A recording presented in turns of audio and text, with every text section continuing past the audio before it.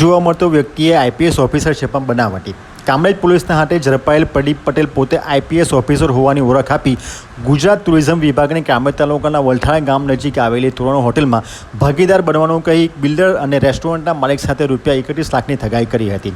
Police સૂત્રો પાસેથી મળતી માહિતી અનુસાર બિલ્ડર સમીર જમાદારને પ્રદીપ પટેલે પોતે આઈપીએસ ઓફિસર હોવાની ઓળખ આપી તોરણ હોટલમાં 30% ભાગીદારીની લાલચ આપી હતી, જેને લઈને બિલ્ડરે ટુકડે ₹23 લાખ ચૂકવ્યા હતા. જ્યારે હોટલના એગ્રીમેન્ટ કરવાનું કહેતા પ્રદીપ બહાના બનાવતા બિલ્ડરે તેની પાસે પૈસા પરત માંગતા પ્રદીપે ₹12 લાખ પરત કર્યા. જ્યારે બાકીના ₹11 લાખ પરત ન કરતા બિલ્ડરે પોતે છેતરપિંડીનો ભોગ બન્યા હોવાનું ખબર પડતા આ બાબતે કામરેજ પોલીસમાં ફરિયાદ નોંધાવતા કામરેજ પોલીસે ગણતરીના કલાકોમાં જ નકલી આઈપીએસ ઓફિસરની છેતરપિંડી કરનાર પ્રદીપ પટેલે ઝડપી પાડી તેના મોબાઈલ ચેક કરતા તેમાંથી નકલી આઈપીએસ ઓફિસરના વર્દીવાળા ફોટા મળી આવ્યા હતા. જ્યારે હાલ પોલીસ કસ્ટડીમાં રહેલ પ્રદીપ પટેલના પોલીસે વધુ તપાસ સાથે 5 દિવસના રિમાન્ડ મેળવ્યા છે.